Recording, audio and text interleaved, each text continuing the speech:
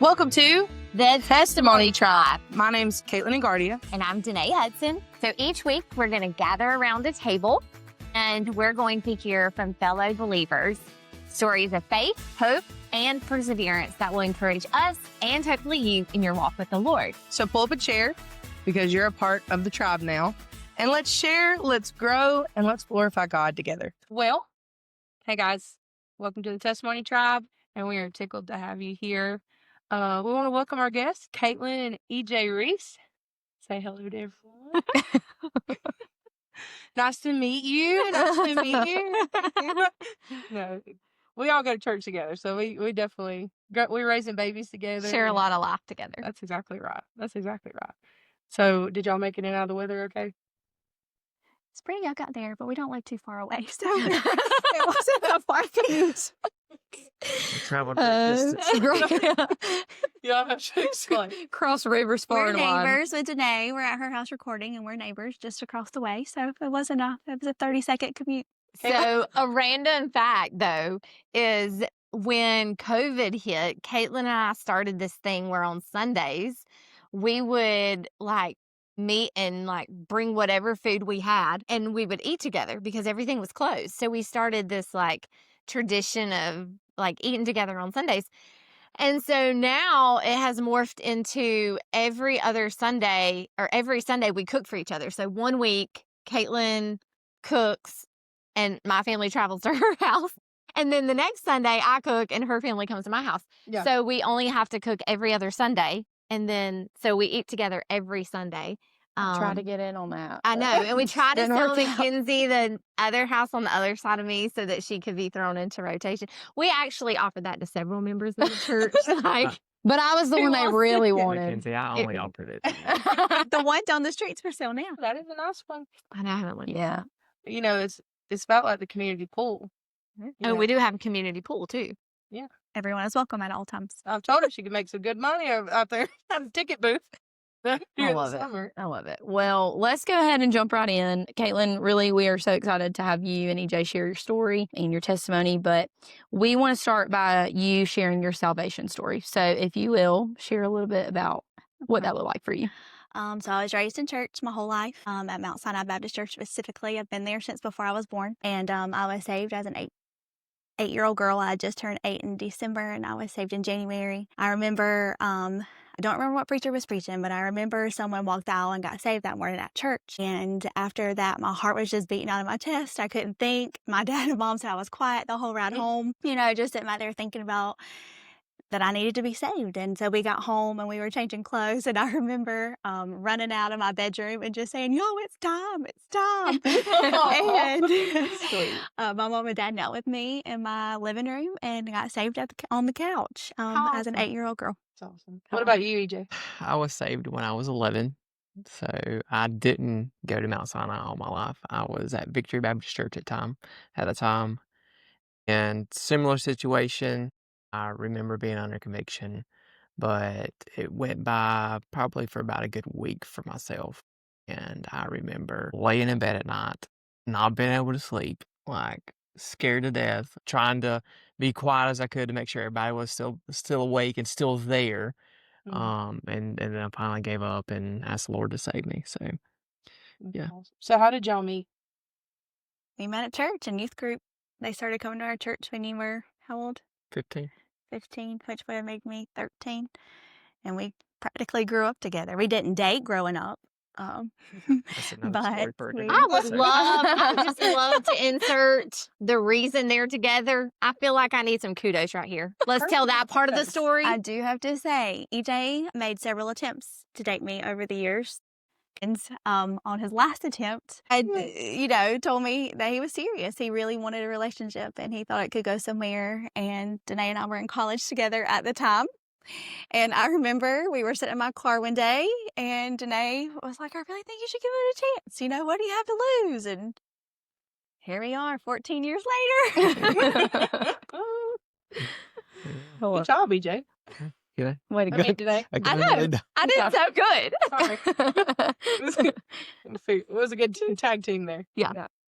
So y'all have been here all your life then in Pickens.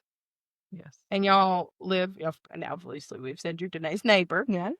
So, y'all have how many kids? We have 2 kids, Case and Stella Kate. Case is 6 and Stella Kate is 3. And you're pretty young. I'll turn 33 in December. I'm 35. EJ's the first guy on the podcast. It's I kind of know. epic. I know. Look at you. And His story. Okay. Another question we like to ask all of our guests is, who is someone who has shaped your faith or your walk with Christ? It's a hard one to think off right off the bat, but I went for a group of people. You cheated. You cheated. I think the first people that come to mind for me are my grandmother and my grandfather. Granny and Pops, growing up, they were just they were spiritual giants in our lives. And we always saw them model it in front of us. They always read their Bibles and prayed, whether we were having big family sleepovers or whatever. That was their first priority. You could hear them pray and they would touch heaven. I mean, in their living room. We knew if we needed anything, we could call on them, and us grandkids make fun, but Granny would take us on vacation and she would make us memorize scripture and learn our books of the Bible. And we were like, Granny, we're on vacation. But it stuck with us, and it has helped us and molded us into who we are. And I would think they're my top contenders. Yeah. my turn. Your too. That's a hard question. I'm probably going to cheat a little bit too.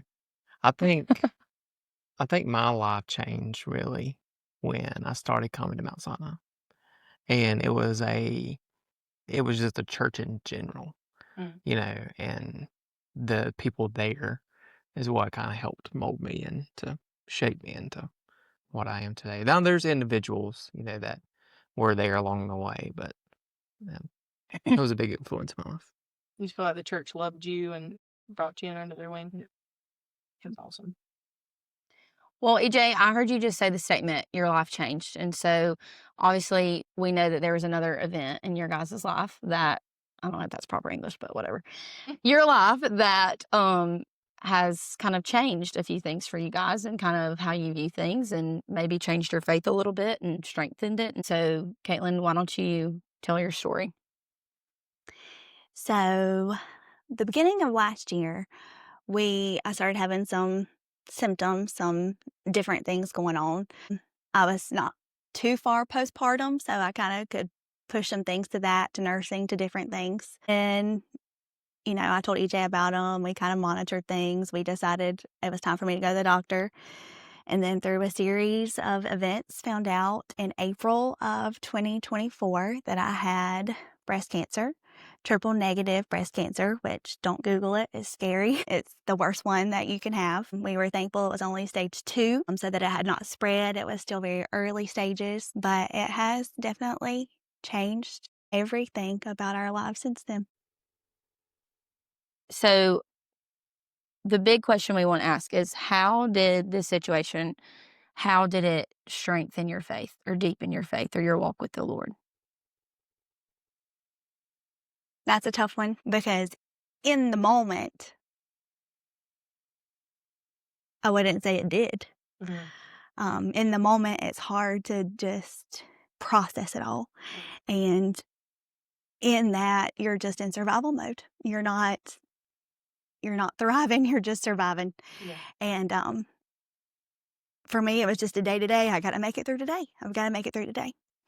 Now, on we just celebrated in September a year being cancer free, and in October a year after post surgery. In January will be a year since we finished everything. But looking back, you can see a lot of ways that God orchestrated things and worked things out and even prepared the way before we got there. And it has, you hear God won't give you more than you can bear. And in the moment, it doesn't seem like that's factual.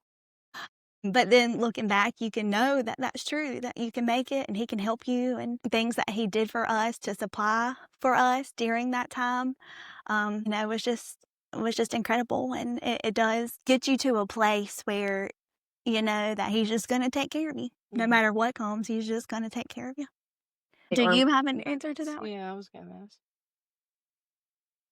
No, I'll wait to give my kind of overview of the whole journey afterwards, because Mhm. I have obviously done a lot of thinking about it, you Mhm. know. So I have a little bit of a different perspective. Yeah. So you just What's answer the questions. Just and I kinda think answer everything. the I think question. it's important to know too, like you say, like in the moment, you didn't feel that way, and I think it's important to know, like, there is no right or wrong way to handle these Yeah, situations. Like absolutely. when the Lord sends something, like even our pastor was preaching Sunday about how sometimes the Lord sends Christians into a dark time, and it's important to know, like when you're in those dark times, it's not like there's a right or wrong way to Yeah. handle that. Like you get up and you serve your family and you do the best you can. And like, I think sometimes we put too much pressure on ourselves to be some kind of super Christian. Like Mhm. we have to be like, doing all these outreaches and things when sometimes, like you said, it's just waking up and saying, okay, I've got to get through this day. I've got to be Yeah. the best mom I can be. I got to be the best wife. And I might not get supper cleaned and the house might not be, or supper cooked and the house might not be super clean, but like Right. I'm getting through the day and I'm being present and trying to have the best attitude that you can have. And I think sometimes we put too much pressure on ourselves in any time we're going through things to be some kind of super saint. And Yeah. sometimes like, there is no wrong way to handle that, Mhm. And I think knowing being someone from the outside, but close enough to see inside, I can just attest to how gracefully Caitlyn went through all the Yeah. things. And she just showed up. She might have had, and I'm sure behind closed doors, she had a lot of times that she didn't feel like she had it all together, but she never neglected anything. Like Yeah. Mhm. she was there for her family and she showed up and she was so faithful to church. And where I know sometimes physically and mentally, maybe you didn't feel like being there, but I think that, like in our eyes, and I just want you to know, like how impactful you were during that time. Mhm. Yeah. That it was just showing up. I think that spoke the most, and I think sometimes we don't give people enough credit. Sometimes for just showing up. So Yeah. And I was just thinking that when you were yeah, talking, that same thought. Yeah. It wasn't just one person who noticed that about Yeah. your life. It was all of us Right. who loved you and got to see you walk that in such a strength that we knew, looking at y'all, the Lord was giving you grace every day to do what you said, Yeah. to get up and just go another mile, handle another thing. But when you came to church, you wouldn't have even known No. that you were Yeah. going through anything as huge and Right. heavy. And because you were just present and still loving people, and I know you probably didn't feel like you were, Yeah. but even with the babies, like you've always loved on the babies and you've always talked to them and you talked to them like it was another day. And Yeah. we saw that in your life and we saw the Lord working in your life. And I don't know if we've gotten to tell you that. Yeah. And so you and EJ both, you stood strong in your faith. And I mean, we were praying the hound out of heaven Yeah. for you. Yeah. We were knocking knew the that. door down. Well, and serving too. Like most people would just throw in the towel and quit, and y'all Yeah. didn't. You kept going, and that's such a testament of faith. Mm-hmm.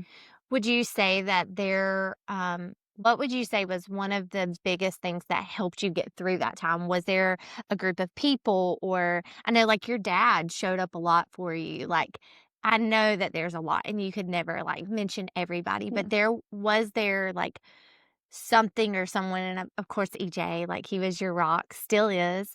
But what would you say like really helped you pull through those times? Was it a mindset of like, okay, I've got to do this like, what was it that really helped pull you through? I do think, and I've told so community support, everything, they ask you all those questions at the cancer center. They want to make sure that you have someone taking care of you. They want to make sure you have the financial support. They want to make sure. And anytime anybody asks, it was our church. Yeah. Because our church is our family. Right. Our church is our best friends. And our church showed up for us in such a way that I could never say thank you enough. They gave us money. They brought meal after meal. They sent cards. They sent things to our children. They offered so many times to do so many things. Lots of times I would say no because I'm that kind of person who just wants to do it all myself.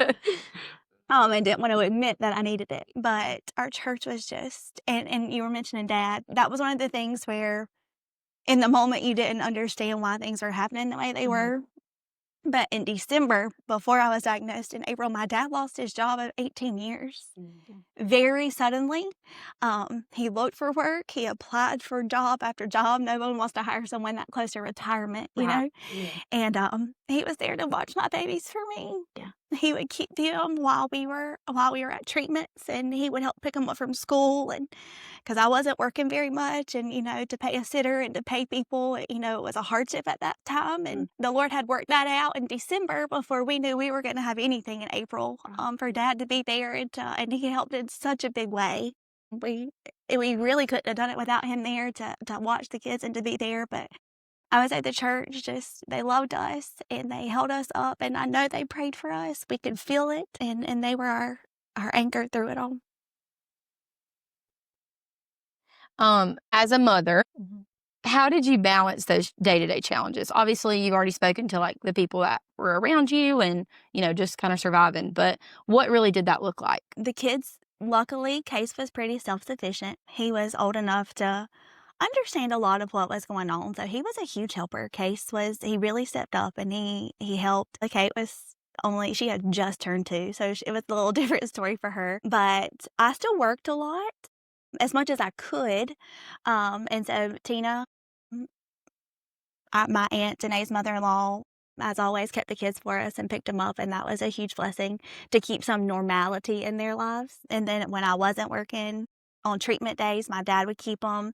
EJ would be home in the evenings, to make sure things went smoothly. A lot of those treatment days, I was just wiped out and tired, but we just made it. I know a lot of times it would be me and Stella Kate at home, and I'd be asleep and have to set an alarm to go pick Case up from school when it was time, when I was home, and different things. We just survived. And then on the days that I was just feeling really crummy, we probably watched a little more screen time. Again, there is no wrong in any of this. Probably a lot more screen time than I like to have normally. But EJ's work was really great to let him, step in and check on us and do, and we just made it. EJ, you got to go to every treatment, right? I mean, because you had treatments every Wednesday. For the first 3 months, I had treatment every week, weekly. And then I entered phase 2, which we had it every 3 weeks. But those treatments were really hard, and they would kick me down once I had one of those, I'd be in bed for a week. And that's when it got more hard. The first round, the first 3 months, truly, I worked 2 days a week, and I normally always work 3, so it was just one less day, and I felt pretty good. I was able to continue on. I remember that first phase. We had Vacation Bible School, and we did things. And I was able to do that. Right. It wasn't like I was having to fake it. I could. That was one of the things that the Lord did for us. After the first treatment, it was rough, and we didn't know what was going to happen. Went in for the second treatment, and I had an allergic reaction to my chemo. Oh, my. Who's allergic to chemo? And then they got it approved. What we later found out was that chemo that I was on was a generic form of the chemo because insurance pays for that. It's cheaper. And then we found out that the name brand is an easier, less side effects. It has to do with the way it's mixed. And so because I had an allergic reaction, my insurance approved the milder form. And truly, I felt good after taking those. It was almost like nothing happened, and I was able to continue on with life. So that was a huge blessing. In the moment, you think, what in the world? Exactly. Like, who's allergic to chemo? But it worked out, and it allowed me to be mom for a while. Yeah. So in the moments of exhaustion or the moments of fear, what ways did God meet with you or encourage you to keep going?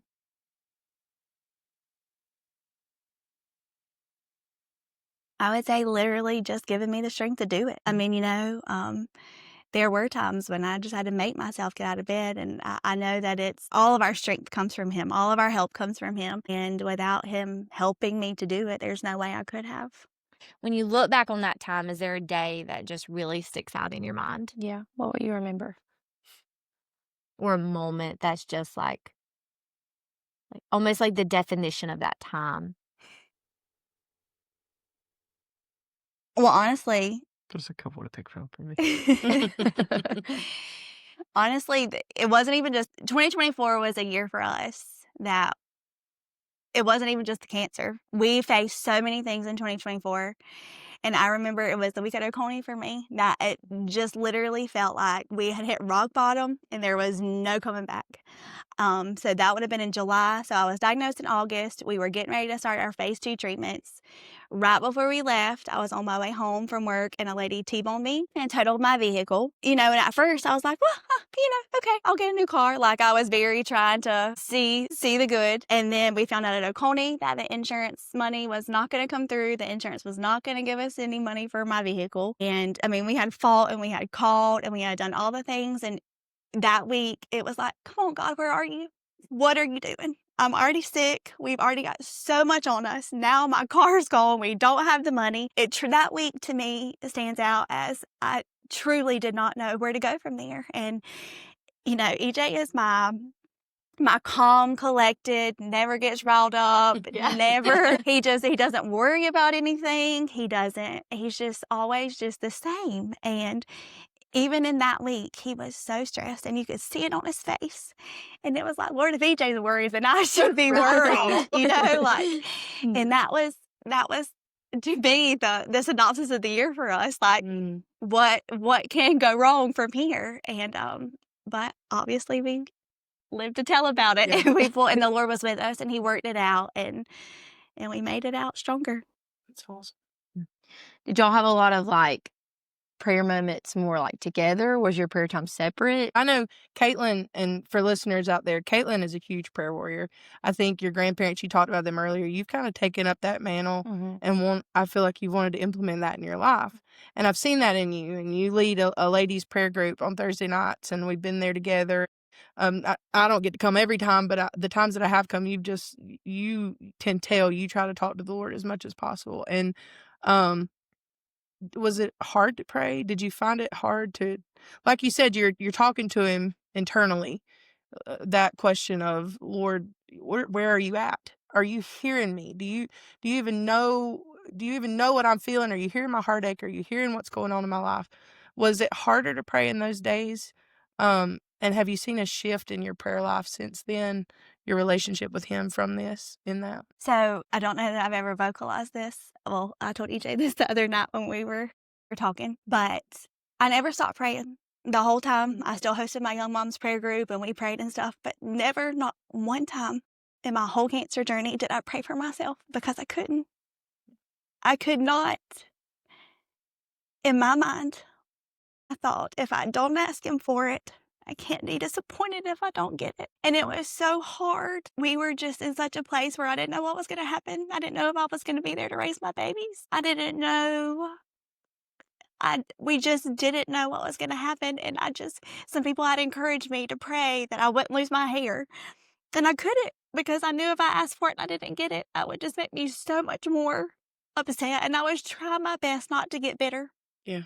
And I was trying my best to just keep trusting. And so I prayed. I prayed for others. We still had our young moms prayer group. We still prayed every Thursday. We still did all the things. I just never prayed for myself until I told EJ this the other night. It was a sermon Brother Ray Hunt was preaching. And I don't remember all the details of his illustration, but he was talking about being anointed with oil. And he was given the illustration about this young pastor who had just, been saved and surrendered to preach, and who was taking this church. And one of his members was home sick, and he had a bad infection in his leg. He was going to lose his leg. And he had asked the preacher to come anoint him with oil. And the preacher gets there, and he didn't really know what was going on. And he said, well, do y'all have any oil?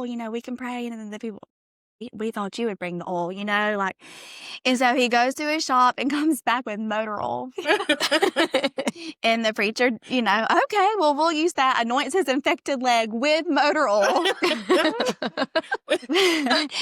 But the man's leg healed and he didn't have to have it amputated. And Brother Ray was using that as an example of, it's not what you do, it's not the act, it's not the oil, it's not the people who praise, it's the faith that's behind the prayer that God can do it. And in that church service, it was so real to me that God said, you need to be anointed with oil. You need to know that I can take care of this. And until then, like I said, it was hard to pray, and it was hard for me to ask preacher, to talk to preacher. I'm not a I'm a behind the scenes girl. Mhm. I don't like to be front and center. I don't like, to be up in front of everyone. But I did. I asked preacher to anoint me with oil, and they anointed me the Sunday before I had my surgery. And that very next week, we found out that the chemo had killed all of the cancer. There was no cancer left. Mhm. And the surgery and the radiation were just preventative measures to, hopefully keep it from coming back. But that was kind of my shifting point, my turning point in that, I could pray and could ask God and could believe He could do those things for me. Can't even. Everybody can't even talk. We're all crying. It's just amazing to hear, Powerful. Caitlyn. Very powerful, and I'm thankful that you were willing to come and to do that. But you talked about that shift in your faith. So now that you do have that good news that you are cancer free, what has that done for your faith? How has that shifted your faith moving forward? Obviously, it's still hard. It's scary. The type of cancer that I had is the most aggressive and the most likely to come back. And so it's hard to just have blind faith and say, God healed me and I'm going to stay healed. Right. It's hard to cling to that. I try to, because I truly believe that He did heal me. I truly believe that, because it's not that common for people to get what they call a full clinical response, that the chemo killed everything. And then, on top of it, I had the surgery and the radiation. So my chances are definitely reduced, but it's just hard to walk blindly and to think that we're all done. But I do know, looking back, that, God provided. I missed a lot of work, and we commented when we got our tax, when we did our taxes that year, we made the most money that year that we've ever made as a married couple.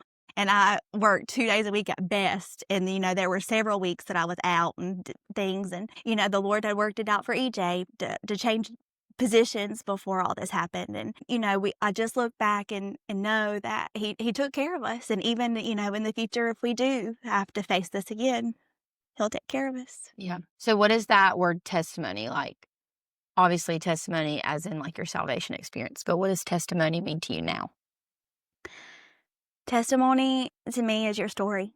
It's your story that you have to tell. And everyone's is different. Everyone handles it differently. But I think that God gives us all a story to tell. Sometimes it's through hardships. Sometimes it's not. Sometimes it's through the blessings. But He gives us all something to say. And it's difficult sometimes for me to say. I'm not, like I said, I'm a behind the scenes kind of girl. But I never want to turn down an opportunity to serve the Lord and to give Him thanks for what He's done. And so this is my story to tell. And I'm thankful that He's allowed me to do that. Looking back now, what would you tell a person who's newly diagnosed with cancer? What encouragement would you give them? Or what piece of advice would you give them for walking the journey? I would say to just keep going. I got a lot of flack. All the old people were always fussing at me for doing too much. You need to rest. You need to relax. You don't need to be doing that. But that's what kept me me. That is what kept me. It gave me a purpose. If you just sit down and let it defeat you, it will. But just keep going. Keep living your life. Keep working if you can. Keep going to church. Keep being mom. Keep whatever you can do. Just keep doing it, and it'll help you get through it. Okay, could you imagine doing it without the Lord? Because cancer's prevalent in a lot of different forms. We're doing this podcast in remembrance and of Breast Cancer Awareness Month and all those things. Could you imagine doing it without the Lord in your life? Could you imagine doing it without church?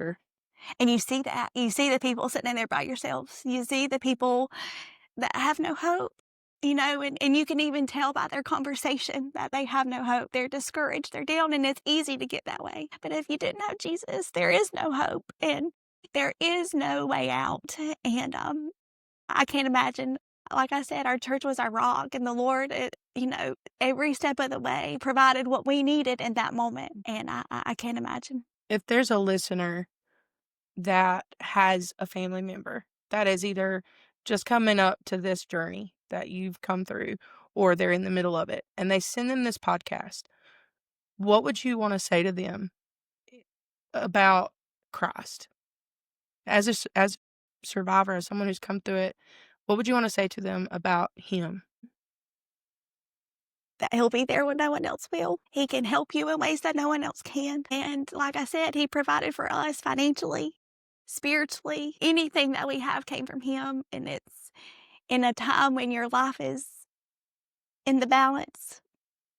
I can't think of anybody else I would want to be holding it than the Lord. For those that, we have the Lord, and that's like the biggest part of going through any trial. But I would love to know if someone else is wanting to be a blessing to someone going through, what would you say? I mean, I know a lot of times, like in grief, we say, well, don't say, I know how you feel. What are some ways that maybe someone knows someone going through a physical affliction that they could help? What's some advice you could give someone to be a good friend, to be there, to help encourage, that really helped you? I would say, you were saying, don't say we're here. I would even add to that, don't ask, what can I do? Okay. Just do something. Yeah. Whether it's just show up with a meal, whether it's send a gift, a gift card in the mail, something, because if you ask, they're not going to tell you anything. And so and it was the smallest things, just the thoughtful things, just to let, that people let us know that they were thinking of us. To us, it meant the world when people remembered our babies, because their world was so shaken during all this, and life was not normal, and, mom wasn't mom. And when they remembered our babies, that was a big deal to us, a big blessing to us. And meals were a huge blessing, because I didn't feel like, getting in the kitchen and cooking, and that was a big deal. Yeah, that was a pretty big deal. Well, EJ, so share a little bit about your perspective on this. What does this journey look like to you?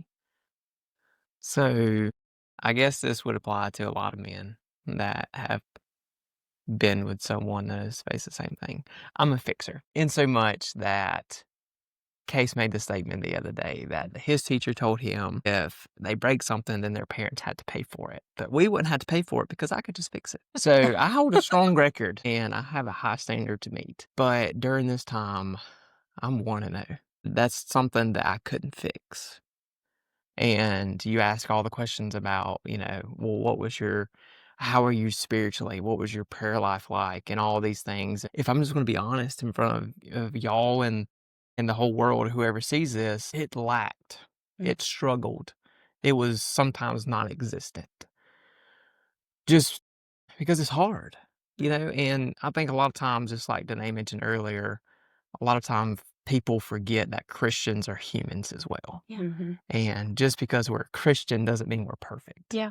So for me, through this whole thing, it wasn't the fact of the grace during, it was the grace after the fact. Mm-hmm. The fact that the Lord still loved me for how I responded, and my lack of prayer, and my lack of doing, and my lack of faith, if you will, through that time, that he still received me back, and I'm still his. Mhm. It's, that grace that he's extended, and I can still go with him with prayer now that my prayer life is where it needs to be, or I am doing what I'm supposed to be doing. So, a little bit different perspective, but it's just the truth, So it's easy to feel bad during those times because your prayer life or your faith does lag, but the Lord knows, You think about all the examples in the Bible, all the great leaders, the great, whatever, they had just as many times in their life where they were a failure or not what they were supposed to be, as many times as they were on the mountaintop. So the Lord knows us because he created us, and he knew how I respond. And knowing how I would respond, he still took me back. And knowing that, as many times as we fail him, as many times as we've come short, he knew all that before he even got to the cross. And he still died for us anyways. And then when you get that perspective on a more personal level, like you're talking about, when you go through things and you don't answer the call like you feel you should, or you're not that super Christian, with the big S on your chest, but you're weak and you're beat up by life and your circumstances. And then to see that he still loves you as much as he ever has, that's something powerful. I just appreciate your honesty. There's so many so many people we could share this space with that would come in and wouldn't just be real and honest about what it looked like and what, where there was lack. I mean, because we all in our daily life lack. And That's so true. like sure. just to have a realness to come in and say, you know what, like my faith it didn't feel super strong, but I just thank you for being so real and so Mhm. honest, and Caitlyn for sharing your testimony. I know you did a lot had to do a lot of persuading, but I just really appreciate y'all's realness and honesty and transparency through it. And I know, like, our Bible verse says, like, the word of our testimony will encourage others. Mhm. And what y'all shared today is powerful. So we thank you both. Thank you for having us. One more question before we go. We would like to know, if you were stranded on an island, you were in a tribe, which person from the Bible would you like to be a member of your tribe? Except Jesus. Yeah, I got told I goodness. couldn't use Jesus. We can't last use time, Jesus. so. He's already there. I know mine. Do you know yours? Who's You yours, go Caitlyn? first, I think. Mine is Martha, because we are one in the same. Y'all would just get along. We work behind the scenes and we get things done. And sometimes we get a bad rap, but that was Martha's form of worship, and she gets things done, and me and her could get along. I like it. Her form of worship. I needed to hear that, honey. We just had a listener text us, when was it, the other night? And she was like, me and my husband were listening to the podcast. He threw me some looks when y'all were talking about how good looking the Bible characters were in your mind. But he said he would love Moses because he could just part the waters and the guy could walk home. They could get I home. was like, There you go. Why did I think of I that? said Go Caleb or Joshua because they could get us up. I mean, my answer goes along that because I was going to say Noah because we just build a boat and leave. But It's so funny because you picked a woman, but the moment I thought of having to be stuck on an island, I was like, I needed a man. I'm gonna need a man. I never thought of a woman ever, and you picked a woman. I'm like, I don't want to be on an island with a woman. I need a man to lift stuff. like, I think if I could go outside of the Bible, I'd pick Katelyn and EJ to be in my tribe because EJ said he's a fixer. Yeah. he can fix everything. EJ Walker. No, we EJ Walker. We already said Walker would be who we wanted to be on an island. another side story. This is a funny story. This is a non-spiritual story because I ended up missing church because of this. Our dishwasher broke one evening. Oh, It was a you need to come to Wednesday. my house because mine's broke right now. Well, I I can can fix probably fix it. Our dishwasher broke one evening, and I was It wasn't working drained. It on was full of water. I had done Literally happened to us. everything that I'd known to do. And I finally told her, I was like, I guess I'm going to have to go buy another one. I was like, I don't know what's wrong with it. And Case comes up to me. Case he's was like, little. I mean, this was before Stella Kate was born. Oh. he's like, Dad, why are you going to buy a new one? I thought you could fix anything. It's like a challenge. It was. It was a challenge. I said, okay, y'all go on to church. The dishwasher will either be replaced when he gets back so he doesn't know it's a new one, or I'll have this one fixed. I'm going to pick one as close to the one as we have. End up fixing the dishwasher. Look. But I said, if you need some help. No, really, because there was water all up in my floor last night. Oh, Yeah. no. Yeah, I My haven't ever, sister, whatever. when they moved into their house, she was like, you can have my dishwasher. It's a great dishwasher. She lied to me. So I wish I we just fuss at it every time. I wish I would have dishes. kept my 1980s one that was in my house when I bought it, because it was a workhorse. This one, no, we still have the one that EJ fixed and it still runs. But I wish I would have kept that 1980s one and not this new fancy one. That is my so word. funny. All right, guys. Thank you so much for tuning in and listening to the podcast. We sure appreciate Caitlyn and EJ coming on, like we've already said, and sharing your story because Yes. it is powerful. And I know that there's people out there that are going to get encouragement and help. And hopefully the Lord will use this to use your story, your testimony to help strengthen them in their walk and their journey. And you guys can like, follow, share Instagram, YouTube, Spotify, Amazon Podcast, all the things at the Testimony Tribe. All of it. And email us. We have an email set up. It's called the Testimony Tribe at gmail.com. And shoot us some topics or questions, or let us know what you thought about the episodes, and we'll be in touch. We'd love to communicate with everybody. So, Danae, Mac, you guys have anything else you want to? No. Peace. I cannot. Take you seriously.